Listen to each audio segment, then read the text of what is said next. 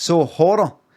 Ladies and gents, this improv story is based on the idea man cooks special meal and it's a horror. Let the story commence.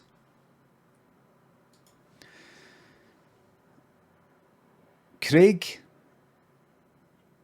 was asked to cook a special meal for his girlfriend. She said to him, "It's always me that's cooking the stuff, why don't you do it for a change? You don't do anything." This isn't based on my life or anything like that. He says, "Right, alright, I'll cook you something." So she says, "What are you going to cook?" He said, "It's a surprise." He said, "Right, listen, I just need to go out and get some ingredients." She went, "Oh, ingredients." He went, "Oh, shut up." So he went out and he came back and he had 3 poly bags of ingredients. Three poly bags. He had 3 poly bags of ingredients. 1, 2, 3. Jacob says, "Did they remember the rice?" Let's not talk about that. He had 3 big bags. And she went, "Oh, what's in there?" And she went up and she touched the sides and it felt like, I don't know if you've ever went into a supermarket and there's all the meat and you touch, like, say, I don't know, chicken that's all sort of, or like ham, you know, a big fucking, I don't know, big round bit of ham, and you touch it. Like it's covered in the cellophane and you touch it and it's all kind of a bit squishy but sort of hard. It was like that. And it was warm. So she went, "Are you cheating? Have you ordered something? Is this a takeaway?" He went, No. And she went, "Oh, you're dripping everywhere. There's this red liquid dripping out." She says, "That's blood." He said, "It's no blood, remember, it's red dye. See when you got a steak or something like that and it's like red. And that's no blood. It's dye. It's stuff they put in it. That's no blood. Did you know that? It's a red dye they put in it. They put it in for something. I can't remember what it is. It's myoglobin. So it isn't actually blood. It's no fucking dripping of blood." He said, No, it's not. It's that. She went, "Oh, that's right. I heard about that." He went, "Right, good." And then, after all that, this is the weird thing. After all that, after doing all that kind of hiding, things like that, he just fucking pulls the 3 wee guys out. It was 3 wee guys he'd murdered. He chopped their heads off. Well, 2 of them. One of them still had the head on, but he just kind of kept the head on for some reason. That was the third one. He couldn't be asked. Chopping a head off's harder than you fucking think when you've got just a standard knife. He took out a butter knife. What was he thinking? But he did it. So 2 arms, 2 legs, and torso and a head for 2 of them, and the other one exact same, but the head was still attached. It was a wee bit cut into because he was trying to cut it off. And see the one whose head wasn't cut off yet? He was actually still alive. Remember, the other 2 were still a bit alive. Remember, the brain remains a bit conscious. But the third one was fully alive because he'd sort of tied up the limbs where he'd dismembered them so that it wasn't bleeding everywhere, but some of the blood got out. So what's still alive? I say it. It wouldn't be. It feels weird saying he.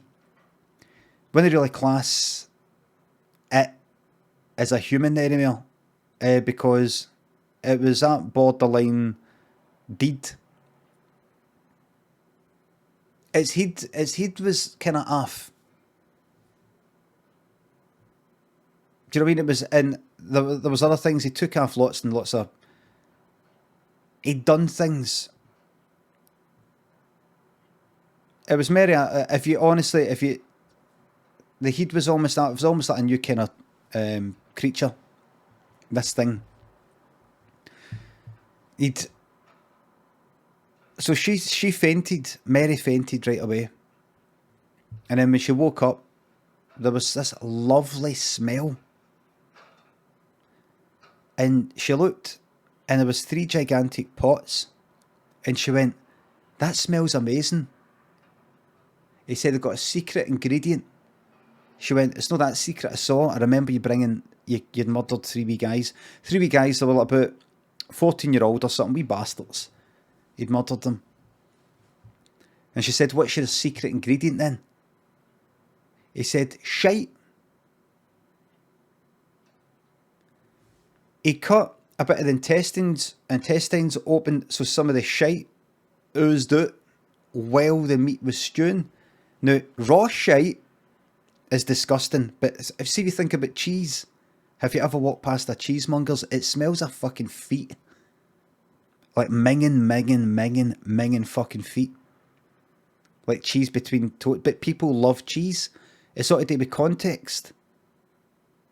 If I was to give you a bit of chocolate and go, here's some chocolate, and you ate it and it's that fucking cheese, you would spit it out. If I was to say, here's some cheese, and you know it's cheese and you eat it, that would be alright. So, he said, when you cook it down, it's actually the liquid that smells the most. That evaporates. That went out the window. Now you're just left with the gristle. She went, right, that's really good. Right, so what you doing here then? He says, so I'm just cooking this down here, and we're just going to cook this down and leave that there for, just sort of cook that outside for 20 to 25 minutes. Make sure you're turning frequently. Once you do that, we're just going to take, and he actually picked it up, we're just going to take it over to the oven and try and, so he's putting in the arm and the leg. You cover the thing in tin foil. She went,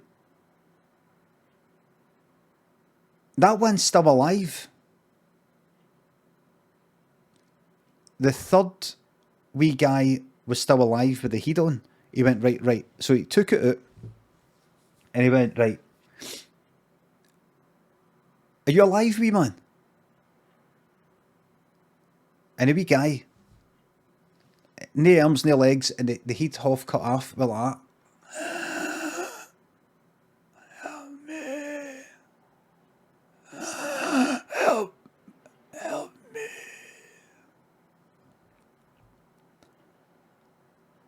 And the wee guy looked to Mary and went like that. He's off, he's not. He's mental. You've got to help me somehow. Wee guy sounded about 70. It was mad because he was drowning in his blood. And Craig went like, he came out a nail well and went like that. Bang! Punched the wee guy's head. And it went. And he went. Bang! Bang! Like a lumberjack. And Mary was screaming, stop it. He's only a wee guy. What's he done? He's got his whole life ahead of him. You were no angel when you were that age. Give him a chance. And he went, you're right. So, he went like that, right, on you go then. She went, what? He went, right, on you go. Give him a chance. What are you going to do? Well, I don't know. Go and take him. So I'm not. No, I'm finished with him. This is where I end. You're taking him for now on. You want him? You keep him. You want him? You keep him. She went, they're burning. the other two that were in the oven. He went, forget about that. You want to take care of him? You take care. You want to take care of it? You take care of it. She went, right, stick him in the oven then. You sure? Are you sure? You don't want to give him a second chance in life? She went, don't be a fucking arsehole, Craig. Hurry up and get him in the fucking oven. So the oven was pretty fucking jammed. But he managed to squeeze them in and crush the fucking door. What he didn't realise is that he could hear the other two going like, no. They were still alive. Their beheaded heads, they were still alive. Remember, you stay alive for about enough 3-4 minutes. Shove the fucking oven to laugh. Until he squeezed them in so tightly, you had to get a rope, put it around the handle of the oven door, and there was a kind of other handle at the top, and he did it and tightened it, so it squeezed it. And see, when he brought out the meat, it was a perfect cube of meat, but like that, like it'd been crushed in a car crusher. And he brought it out and he says, right, here you go.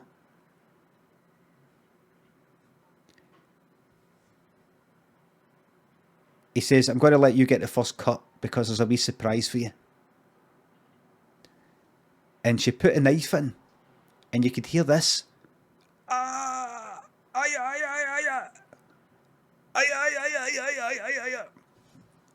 See, when you squeeze them together that much, it keeps them alive. It keeps the soul from leaving. The soul can't leave. So it keeps the soul in the body. You cook the soul in. You sear it. Have you ever heard about that with a steak? Before you actually sort of like cook the steak, you sort of sear it. You go on a high heat, you sort of burn the outside so it keeps the juices inside. If you squeeze it with enough pressure and enough heat, almost like a diamond, you sear in the soul. No, it's not soul food. You sear in the soul. And even when you cut it open, it doesn't just escape. It's all into the whole fucking meat. It's everywhere. There's nowhere for it. It doesn't leave. You eat the soul. I hear screaming. So they sat there eating it. Craig liked it. Mary didn't. She didn't take any pleasure in it because she wasn't there. She wasn't there. Craig was there with these wee bastards, and they deserved it. So he took pleasure in it. But Mary wasn't there when it happened. You know what they're like? He walked past them, and they looked at him, and he turned around and went like, what's that? And they went like, what's what? And then he just set about them. You know what they're fucking like, these wee bastards. You got to get in first, or they'll get you. You don't wait for them to fucking kick your head in. So he really enjoyed that.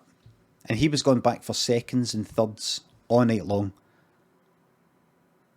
And at midnight, she said, you fancy a bowl of cereal? He went, no, but I'll have more of that meat. She says, I don't think it's right. I don't think it's right what you did. And he said, didn't stop you eating it though. And she went, you're a fucking bastard, by the way. We need to have a talk tomorrow. And the next day, they had a talk, and he agreed to kill no more wee guys. And she said, you've changed a lot, by the way. I'm impressed.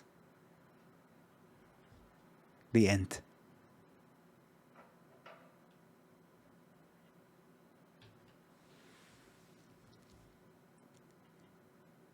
So it was a bit. It was a horror. You've heard of a rom-com. This is a horror romance. This is a rom horror.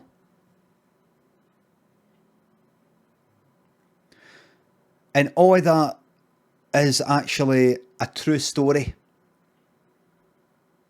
How do I know? I was a binman at the time. And they didn't eat all the meat. There was just this big fucking corner. The corner of the cube was left. I was like, what's this? And I asked the guy. I said, what's this, mate? And the guy told me everything. That was Craig. So he told me. True story.